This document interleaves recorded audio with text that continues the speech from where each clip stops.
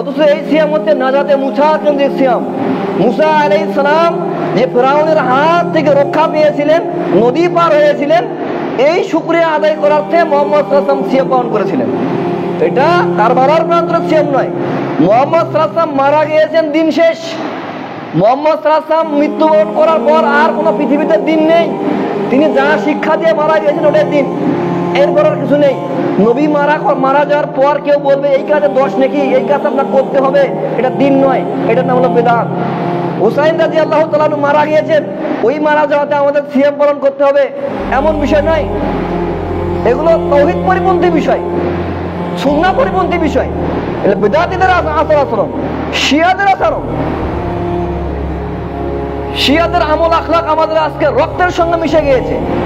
আমরা আজকে শিয়াপন্থী রাজনীতিতে, আমরা শিয়াপন্থী ধর্মে বলছে হুসাইন কারবালার হুসাইন কেন্দ্রিক হলো আশুরার সিয়াম।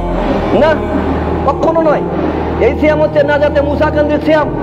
মুসা আলাইহিস সালাম ফিরআউনের হাত থেকে রক্ষা পেয়েছিলেন, সেই শুকরিয়া আদায়ের কারণে এই সিয়াম মুহররমের সিয়াম, আশুরার সিয়াম। এটা কোনো কারবালা কেন্দ্রিক সিয়াম নয়। মুসলিমদের খেয়াল রাখতে হবে, জানতে হবে এটা মুহাম্মদ সাল্লাল্লাহু আলাইহি ওয়াসাল্লাম আদায় করেছেন। মুহাম্মদ সাল্লাল্লাহু আলাইহি ওয়াসাল্লাম আশুরার সিয়াম আদায় করেছেন। তাহলে মুহাম্মদ সাল্লাল্লাহু আলাইহি ওয়াসাল্লাম যে 10 মুহররম সিয়াম পালন করেন, তাহলে হুসাইন কেন্দ্রিক যদি হয়, হুসাইনকে নবীর আগে মারা গিয়েছেন না পরে মারা গিয়েছেন?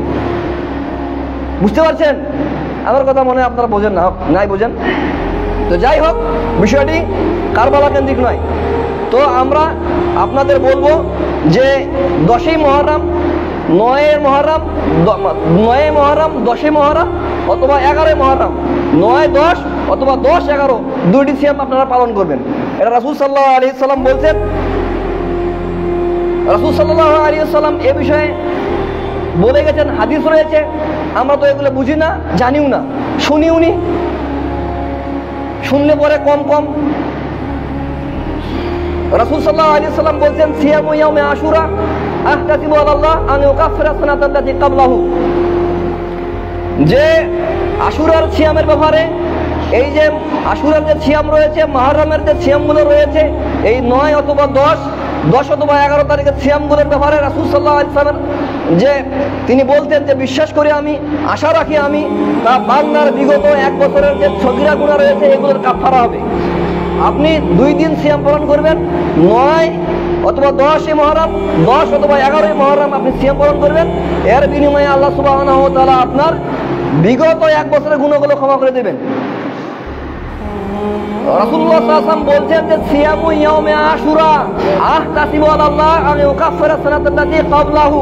বিগত 1 বছরের সিয়াম, এই বিগত 1 বছরের পাপ যে আপনি এই 2 দিন সিয়াম পালন করবেন, 9, 10, 10, 11 এই দুটি সিয়াম পালন করবেন। এর বিনিময়ে আল্লাহ সুবহানাহু ওয়া তাআলা বিগত 1 বছরের গুনাহ আপনার ক্ষমা করে দিবেন। এই পাপগুলোর কাফারা হবে এই 2 দিনের সিয়াম। তো কাজেই আপনারা সিয়ামগুলো পালন করার চেষ্টা করবেন, যেমনি করে হোক, যেভাবে হোক সিয়ামগুলো পালন করার চেষ্টা করবেন। এর মাধ্যমে আল্লাহ সুবহানাহু ওয়া তাআলা আপনার গুনাহগুলো ক্ষমা করে দিবেন। আল্লাহুম্মা আমিন।